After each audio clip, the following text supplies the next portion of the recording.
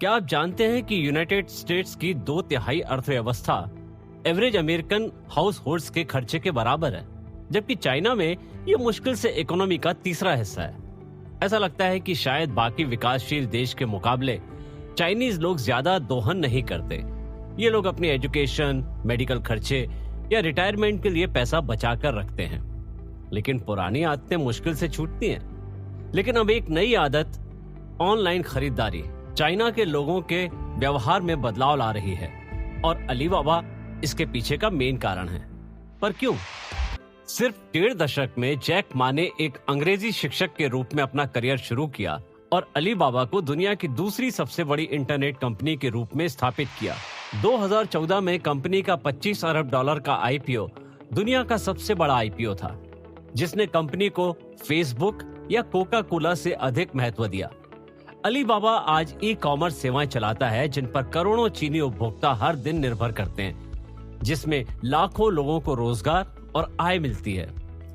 Jack देश के तेजी से बढ़ते निजी क्षेत्र के लिए एक प्रतीक बन गया है और नए चेहरे के रूप में चीन को दुनिया भर के राष्ट्राध्यक्षों और मुख्य कार्यकारी अधिकारियों द्वारा सम्मानित किया जाता है।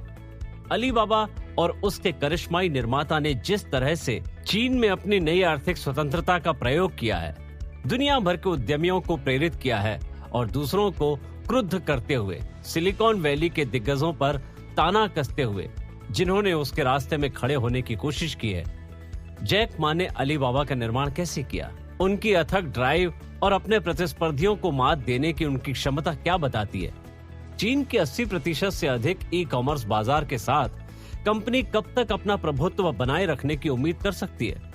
जैसा कि कंपनी देश के वित्तीय और मीडिया बाजारों पर अपनी नजरें जमाती है, क्या अलीबाबा की महत्वाकांक्षाओं की कोई सीमा है या चीनी सरकार उन्हें कम करने के लिए कार्य करेगी? और जैसे ही उसने एलए और सैन फ्रांसिस्को के सिएटल तक दुकान स्थापित की, अलीबाबा अमेरिका और अन्य अंतर्राष्ट्रीय बाजारों में अपनी उपस्थिति और निवेश कैसे बढ़ाएगा? चीन के आर्थिक विस्फोट की व्यापक कहानी के भीतर अलीबाबा की कहानी, निजी क्षेत्र का उदय और इंटरनेट के उपयोग का विस्तार, जिसने देश के उदय को दुनिया की दूसरी सबसे बड़ी अर्थव्यवस्था और सबसे बड़ी इंटरनेट आबादी बनने के लिए प्रेरित किया, जो संयुक्त राज्य अमेरिका के आकार का दोगुना है।